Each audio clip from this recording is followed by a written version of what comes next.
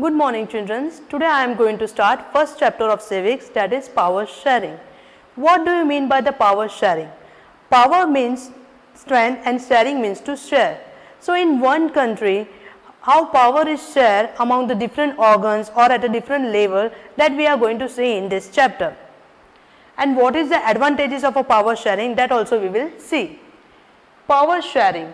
Power sharing is the distribution of a power among the organs of government like legislature, executive and judiciary. Now what is legislature? Here legislature includes parliament, president plus two houses, that is Lok Sabha and Rajya Sabha. So in our country some of the power is given to the legislature. Second is executive. Executive includes president, vice president, cabinet of president, like that is health minister, defense minister, education minister and so on. So some of the power is given to the executive also. Third is judiciary. Judiciary means law. It includes Supreme Court, High Court, District Court. So the power is divided amongst the different organs of a government like legislature, executive and judiciary. Besides, power sharing also includes sharing at a different levels. Powers are not only shared amongst the different organs, but it also shared at the different levels. That is central government, state government, local level government, central government. Central government, it is a political authority that governs the entire nation. State government. State government means it governs the states, for an example like Gujarat, Maharashtra, Kerala. So state government governs state. Third is local level government. It includes municipality, panchayat, municipalities in cities and panchayat in villages. In this chapter we are going to see two case studies. First is Belgium. Belgium is a small country in the Europe. It has a population of about 1 crore. In area it is smaller than our state Haryana, and it has a half of the population as compared to the Haryana. It has only 1 crore population. Amongst the total population of Belgium, 59% people live in a Flemish region and speak Dutch language, and 40% of the people live in a Wallonia region and speak French language.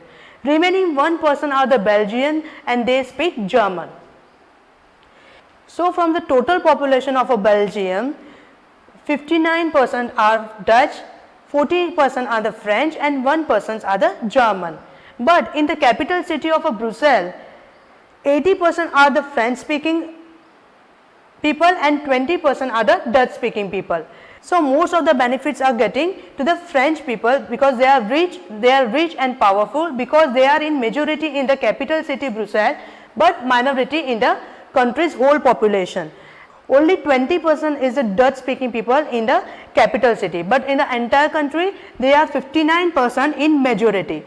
Due to this, most of the powers, most of the benefits like economic development and in education, Dutch people gets later on. The Dutch speaking people constructed a majority in the country but a minority in the capital.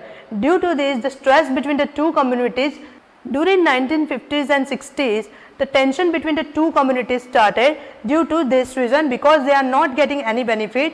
They are 59% in the whole country, but then also they are getting the benefits of education and government job later on. And here 80% are the French people who are minority in the whole country, that is only 40%, then also they are rich and powerful. Let us compare this situation with another country, Sri Lanka. Sri Lanka is an island nation just a few kilometers off the southern coast of Tamil Nadu. It has a population about 2 crore, same in the state of Haryana. Sri Lanka has a diverse population. 74% are Sinhala speaker there, 18% are the Tamil speaker and 7% are the Christian. Amongst the Tamil, there are the two subgroups.